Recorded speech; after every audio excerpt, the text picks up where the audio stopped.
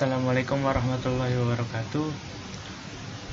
Perkenalkan, kami dari kelompok 2. Pada kesempatan kali ini kami akan mempresentasikan bagaimana mengidentifikasi potensi kekayaan hak intelektual pada bidang IT.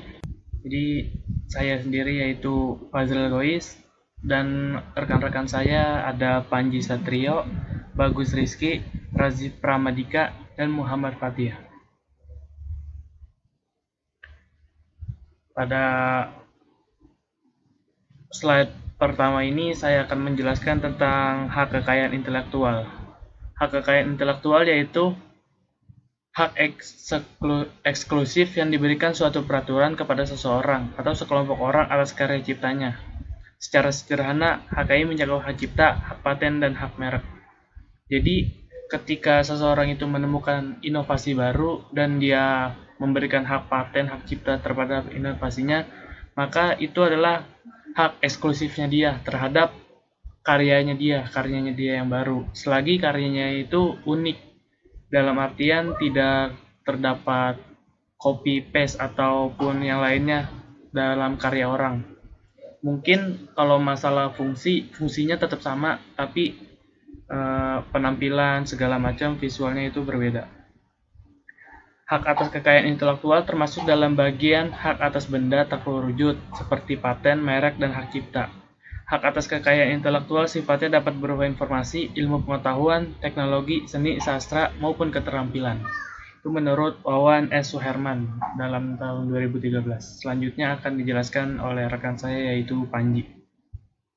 1.1 Keuntungan dalam penegakan hak paten. Yang pertama ada mencegah pencurian karya, yang kedua adanya masukan pendapatan untuk para penemu atau pencipta, yang ketiga meningkatkan intensif untuk terus berkarya bagi penemu paten, lalu yang keempat ada sistem dokumentasi yang baik.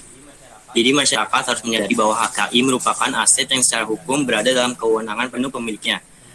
Temuan yang sudah dijamin dengan HKI dalam bentuk hak paten atau hak cipta tidak bisa diklaim lagi oleh pihak lain. Les Seatun tahun 2013. Ya, berikutnya di 1.2 ada tujuan dan sasaran. Tujuan pemberian insentif HKI adalah meningkatkan perolehan hak paten dan kepemilikan HKI produk teknologi dan produk kreatif.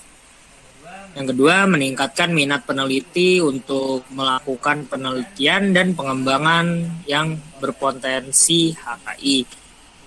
Berikutnya, mendorong tumbuhnya industri nasional berbasis HKI. Dan yang terakhir, meningkatkan pemahaman peneliti terhadap pentingnya HKI dalam kaitannya dengan kegiatan Litbang.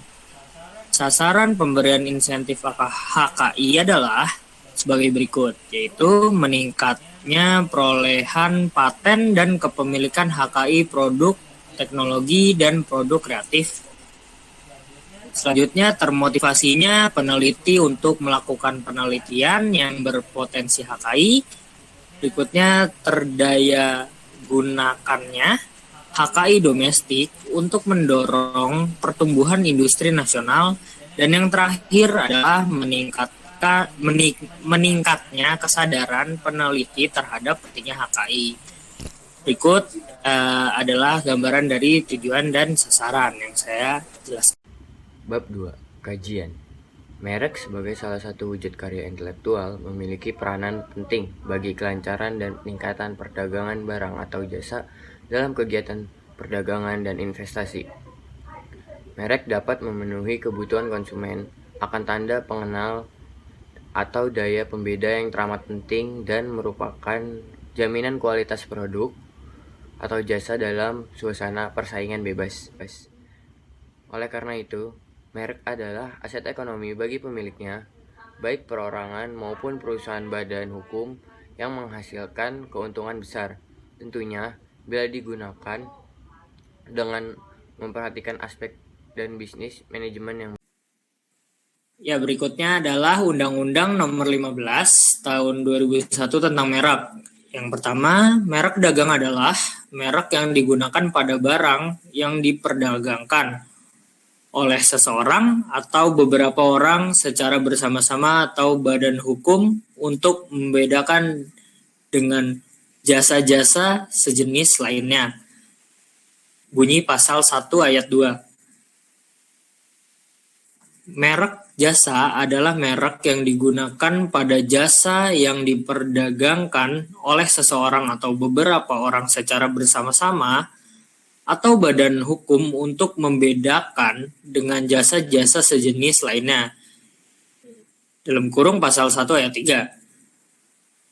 Yang ketiga atau yang terakhir, merek kolektif adalah merek yang digunakan pada barang dan atau jasa dengan karakteristik yang sama yang diperdagangkan orang atau badan hukum secara bersama-sama untuk membedakan dengan barang dan atau jasa sejenis lainnya. Dalam kurung pasal 1 ayat 4. Itulah Undang-Undang Nomor 15 Tahun 2001 tentang merek. Potensi HKI dalam bidang IT. Dalam mengidentifikasi hak kekayaan intelektual dalam bidang IT memerlukan beberapa proses perencanaan, seperti halnya membuat perangkat lunak menjadi hal kekayaan intelektual.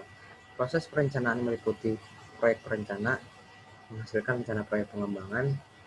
2. Requirement engineering, menghasilkan spesifikasi perangkat lunak. Yang ketiga, perancangan arsitektur dan perancangan prinsip. Dan selanjutnya coding atau programming, menghasilkan source code. Kedua, testing, menghasilkan perangkat lunak teruji. Dan yang terakhir, deployment, melakukan instalasi pada perangkat lunak yang sudah teruji. Setelah proses tersebutlah hasil karya dapat dijadikan hak paten, asalkan hasil dari karya tersebut terlihat unik, tidak adanya kemiripan visual walaupun fungsi karya tersebut sama dengan pendahulunya. Penutup, jadi dapat disimpulkan bahwa pertama, HKI itu merupakan aset yang secara hukum berada dalam kewenangan penuh pemiliknya.